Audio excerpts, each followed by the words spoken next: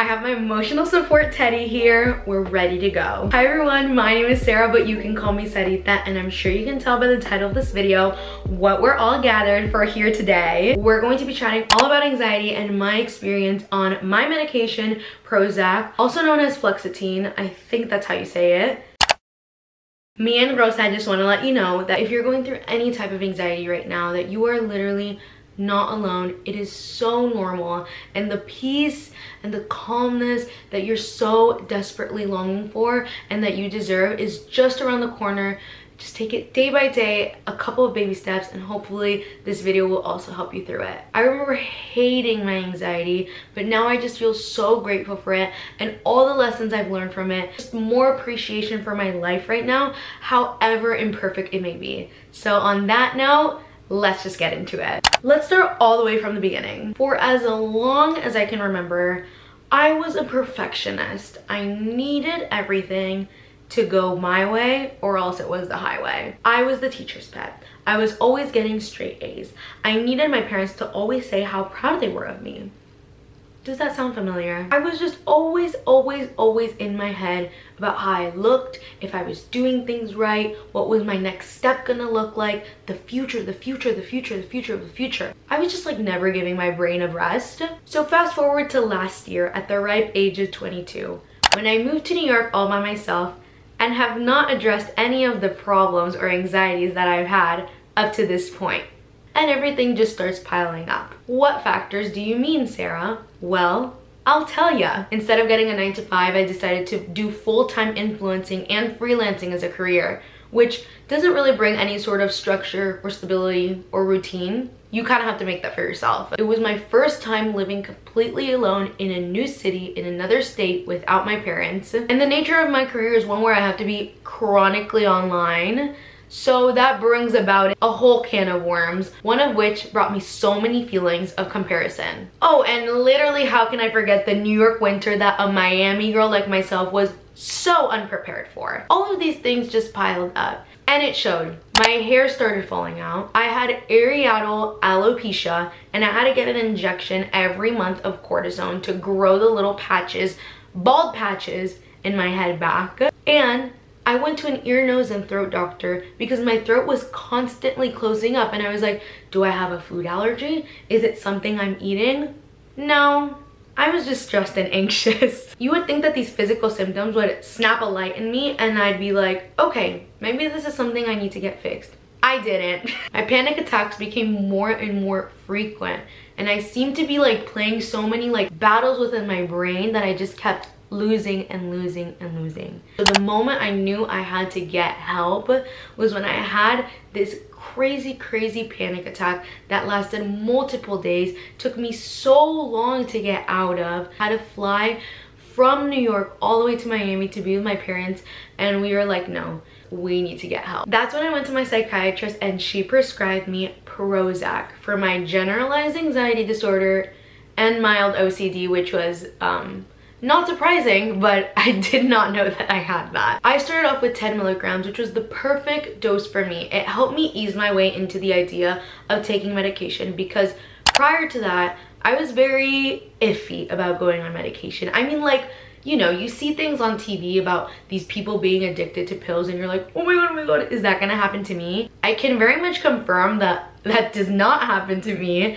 nor do I ever feel the desire to take more than my prescribed dose. I was just so caught up in all the stigmas and stereotypes regarding my mental health medication that I was so terrified. I mean, at that point, I was just so desperate. I was like, just give me anything. I just don't want to feel like this anymore. Ultimately, it's been the best thing that has ever happened to me. Something super important to note is that Prozac or any SSRI is not a cure. It's a tool for you to figure out new routines, new lifestyles, and new perspectives to implement and manage your anxiety and your triggers so that you can one day eventually be off of it. What the medication specifically helps me with are intrusive and unwanted thoughts, which got me very scared and made me react in certain ways that I shouldn't be reacting. Another important thing about Prozac is that you're not allowed to take any alcohol, And you have to take your dosage every single day at the same time, preferably mornings, because Prozac gives you a big boost of energy. It takes anywhere from 4 to 6 weeks for your body to completely get used to the medication. So if after that time you're not feeling it, you can always talk to your psychiatrist and they could switch you and put you off to another SSRI. Simple as that. Which is the perfect segue into my side effects. I'm gonna add a quick little trigger warning here just because some of the things that I've dealt with during this period could be a little bit sensitive for some people, which is totally understandable. Feel free to skip ahead or X out. I'm not gonna lie, my adjustment period was really tough. It was one of the hardest things I've had to go through. That shouldn't discourage you from taking the medication because everything just gets worse before it gets better. My psychiatrist told me, your anxiety is gonna get worse before it gets better. And that was the first side effect. That could not be more true. I think the scariest part for me was how much more intrusive my thoughts became during this period. I was thinking things that I was like, where is this even coming from? And it was so important for me to remember that I am not my thoughts. My thoughts are just things that come, I need to acknowledge them, and then it's time to say goodbye and change the channel. The part I struggled with the most was my morning anxiety, because from the moment I opened up my eyes, I was in fight or flight mode. That it would sometimes take me 2 hours to like ride off that high and finally get my day started. And so being almost like paralyzed in bed for 2 hours with this horrible pit in your stomach is awful. But it also gave me the opportunity to implement certain activities and certain things in my morning routine that really help ease that. Whether it was coloring or listening to music. Since I had increased anxiety, increased adrenaline because of all of the side effects, I had no appetite and no desire to eat, to the point where I had to force feed myself. And my parents were generous and kind enough to make me different soups and different bone broths and buy me different protein shakes so I can drink instead of actually chew, which helped so much. And it helped restore my eating habits to how they are. But weight fluctuation, up or down, is very normal during this time as well. Something that my psychiatrist thought was so peculiar was the fact that in the beginning, I was so tired, which is crazy because Prozac is supposed to give you a boost of energy. But in the beginning, I could not hang. Like, I did one thing and I was ready to take a nap. But it's so funny because at around the 3-week mark, all of it changed, and all of a sudden I had so much energy. I was waking up every single day at 4 in the morning. This all passed within time. I just had to be patient with myself and with my body. My sleeping habits also returned back to normal. Last little side effect, that is something that people always talk about when they're on antidepressants. It's not really a problem for me because I don't have a boyfriend, but you know, whatever. My parents are gonna be watching this, so we're gonna make this one quick. Your libido is non-existent. That very much is a thing. I don't really care about it, but yeah, next, cut. I would say that at the 5-week mark, so 1 month and 1 week mark, I finally got my spark back. I finally felt like myself, but better. And I was 100% used to the medication. Not to toot my own horn, but I am very proud of myself with how I handled myself during this really rough time. I did do a couple of things that really helped alleviate this, and honestly these tips are even useful for general anxiety, not just your adjustment period. Well, at least these are things that help me, so they might help you. The first thing is making sure I was in a safe environment with supportive friends and family. Thankfully, I don't have a problem with this. All of my friends and family are ride or dies, but if you have someone that's in your circle that isn't the best, maybe a little toxic, but she or he or they are still just there, maybe don't really rely on them on this rough patch of yours, but definitely be open and honest with the people that you can fully be yourself with and that will fully understand and be there for you no matter what. Another thing I did was touch grass. I needed to leave the New York winter immediately and go back to Miami and hug a tree, breathe nature, remember what life was before there were rats crawling all across the sidewalk.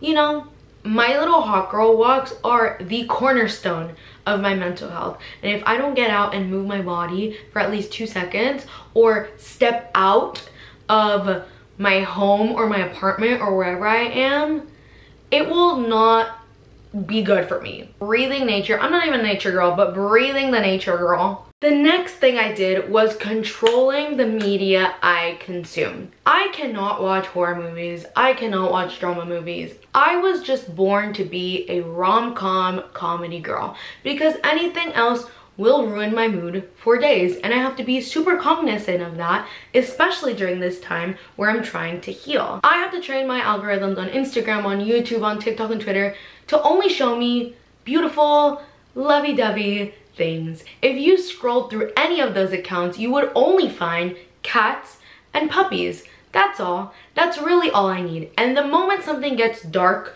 or very, very weird, I literally X out because I cannot do that to myself, no matter how interested I may be at the topic at hand. So really, really being strict on yourself with the media you're consuming is so important. The next thing I noticed was that food affected me so much. I really have cut down my intake on caffeine and on candy because I would feel the high that I would go on and then the low that I would go on, and those lows hit so low it did not help for my anxiety at all. So feeding myself good foods was so important during this time. And probably the most important thing is your perspective shift.